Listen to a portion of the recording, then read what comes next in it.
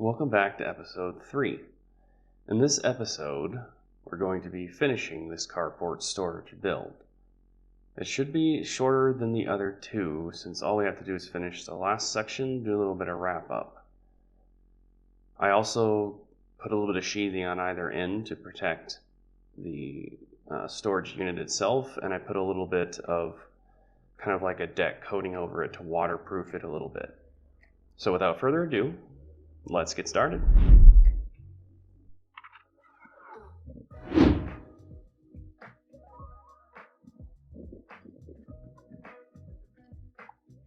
Picking up where we left off in episode 2, I am trying to line up and level a post that's eventually going to be the rightmost section of the final section. It's a little bit confusing the way I'm wording this, but basically, similar to episode 1, I have to line up several posts in order to connect slats to them to eventually make 2 more sections that will hold tote storage.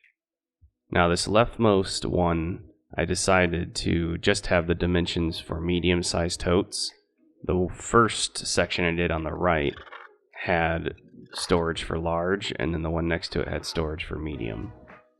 But most of our totes that we have are medium size, so I decided to make the last 2 the medium ones. Right here I'm connecting the bottom slat so that I can go further out, because the depth of the totes, the medium totes, are actually more than the depth that I had for the shelving. That's why you're seeing that there's going to be 3 posts essentially aligned, because the furthest one out is going to be the one that I need for the front facing, but I can reuse the one in the back that was for the shelving itself.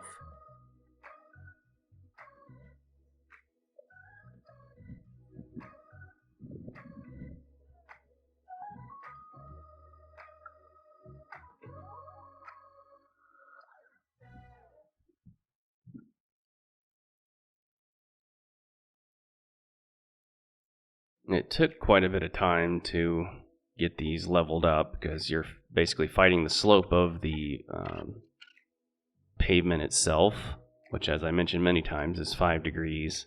But you got to fight that, and then you have to get the top level. And you're doing it on your own, so you're trying to hold it while looking at the level and getting it lined up. It's kind of funny watching myself now, but it was a bit of a struggle. But I did finally get it in place, and once I did, I pre-drilled my holes and then I screwed in the 2.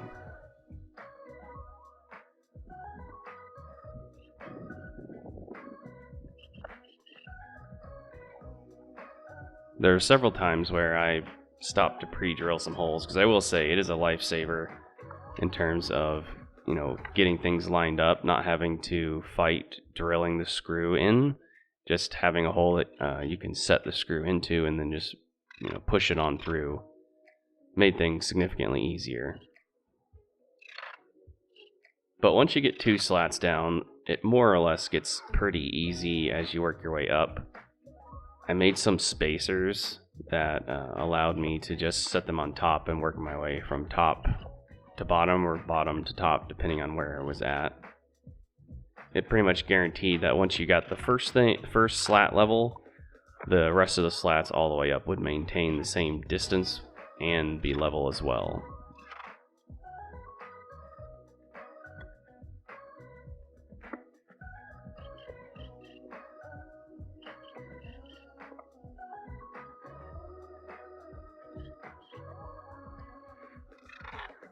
I'm sure you guys have noticed, but my dogs keep popping in and out. The lab is Sirius, and then the smaller guy is the Australian Terrier, is Newt. They're pretty much supervising me throughout this entire process.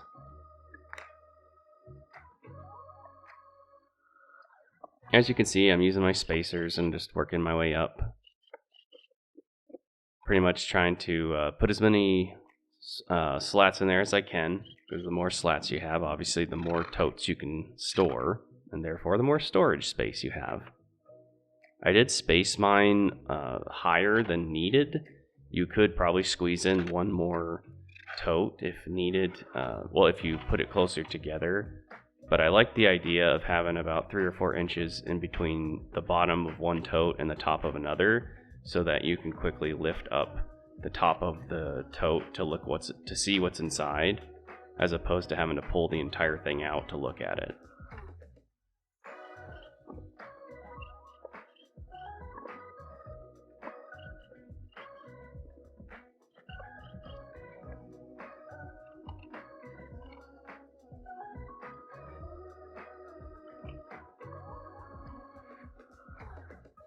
You'll see here shortly, but the distance between the medium totes is a little bit smaller. I think it's 21 inches, or maybe it's 20. Either way, it's not very wide, and the actual width of my ladder is wider than it. And so once I get the third post in, I quickly realized that it is not going to be doable for me to put the ladder in between them while also trying to screw in the slat. So it became a little bit cumbersome and a little bit of a challenge to put in the rest of the slats once I have all the posts in place.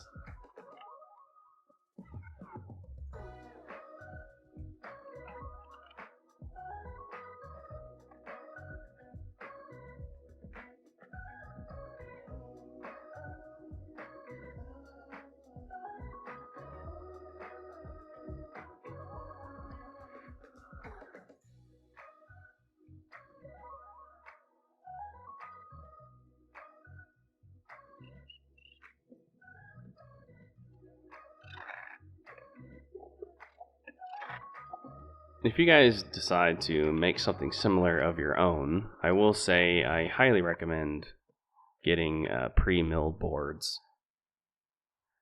The reason I did not have buy the pre-milled boards is because I had a bunch of rough cut pine just sitting around that I was going to use for a different project, but that didn't end up happening. So instead of wasting all that wood, I thought I'd put in the extra time, as annoying and time consuming as it was, to make posts and basically this entire storage unit out of them. And I still have boards left over, rough cut, that I can use for future projects as well. The most important thing that you can do if you decide to build one of these is make sure everything is level. You can see I double, triple, and quadruple check my work as I go, because if you're off on your first slat, the rest of them will be off the entire way up. Then you're going to have to start all over again, or just accept that your totes aren't going to be level when you put them in.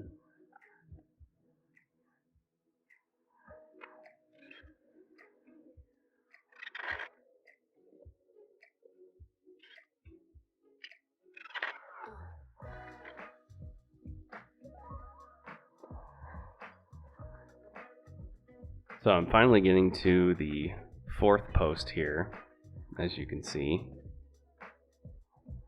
Just like all the other ones, it is a little bit tricky. You just have to take your time and try to get it as level as best you can. Drive in your screws or your first screw, and then make an adjustment before driving in the second one.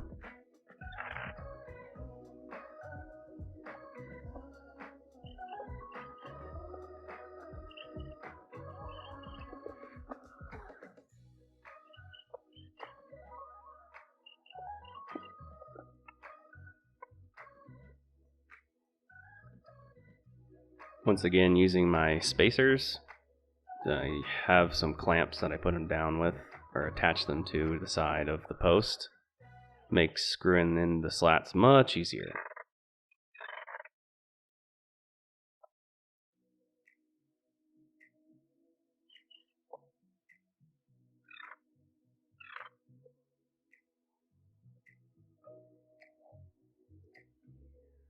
Once I get this first section of the two done, I'll speed up this video even more so, because not that they're exactly the same, but they are very, very similar in terms of construction. So if you've seen me do it once, then you're pretty sure and confident you can figure out how to do it for the other one as well.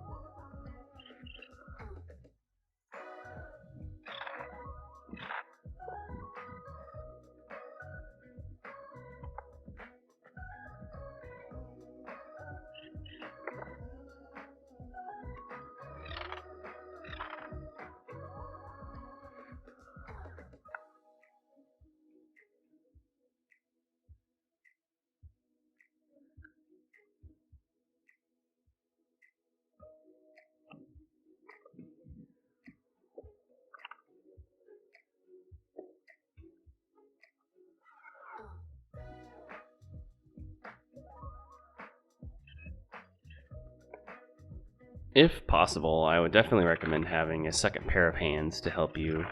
It would certainly make this process a lot faster. And as I mentioned before, if you had pre-milled boards, if you just go to like Lowe's or Home Depot or some big box store and purchase your own posts and 2x4s, this entire build would be way faster to do, because you won't be spending all the time jointing and planing and, you know, cutting everything to size. You'll still need the miter saw, of course, to get your lengths correct, but you can skip all that jointing, planing, and milling nonsense. Not that it's nonsense, it's fun, but it's very time consuming. I'd say greater than half of my time on this project was just milling the boards and gluing them up and clamping them, all that prior to the actual construction of this build.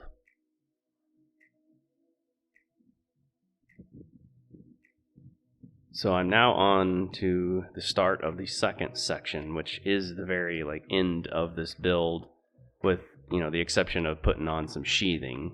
I don't think I have video of me putting on the sheathing, but I will show what it looks like. It's just some OSB that I put on either end, and it's probably unnecessary, but I figured since it's under the carport, there is a chance that rain and snow could get sucked in, and maybe that sheathing would help protect the rest of the items on either, you know, in the middle of the storage unit itself.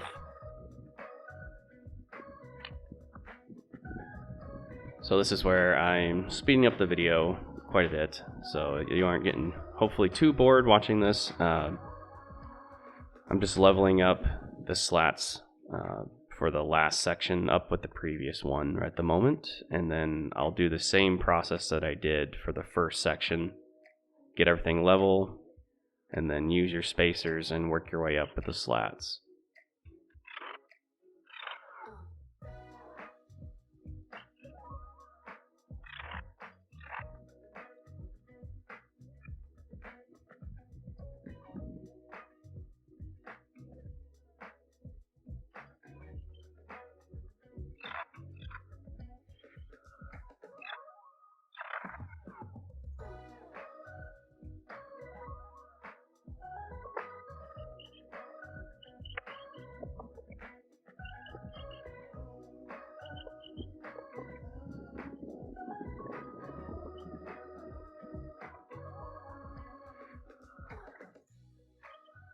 By far the hardest part, or most tedious part, is getting those first couple slats in. After that, it's pretty much an assembly line. You just put in your spacers, clamp them, put your next board in, drill your holes, screw it in, and keep working your way up.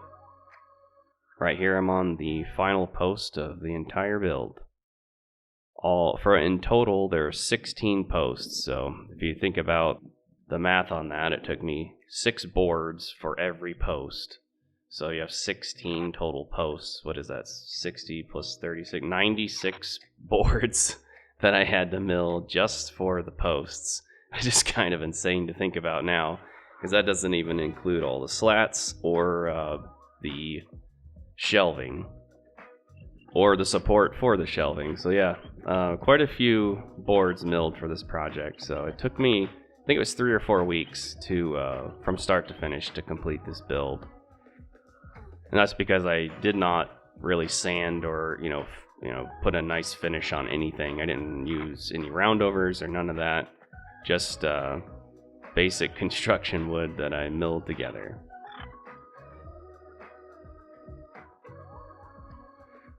And I am on the final bit here.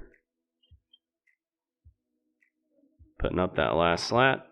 And so once I had everything done as far as constructed together, I thought it would be wise to use some water seal. I believe I used a Thompson's water seal. I'll put up a picture of what I used, but it doesn't really matter as long as it's some type of sealer. It's just to protect it from the elements outside, similar to like what you would put on your deck to seal up the wood and protect it from the rain. I don't expect much rainwater to make it through or underneath the carport, but I'm sure some moisture will get through there since it's exposed to the elements. And once all that was done, it was finished. So here I'm giving you a quick overview of what it looks like more or less now. I decided to put a few hooks into each side to hang up like some Christmas lights or a few different items like shovels. I put one here in the middle as well. And then you'll be able to see here that I put some sheathing on either end. You get a better view here in a minute when I walk around. I also put some more posts or slats across, and I can actually put some extra siding that we had laying around. I just strapped it over the top of it and out of the way. There's also some trim up there that we currently aren't using. It's just extra. You can see here I put some of our Christmas lights that we use and some extension cords. And that pretty much wraps up the video. If you have any questions or comments, please let me know in the comments below. And I'll catch you in the next one. See ya.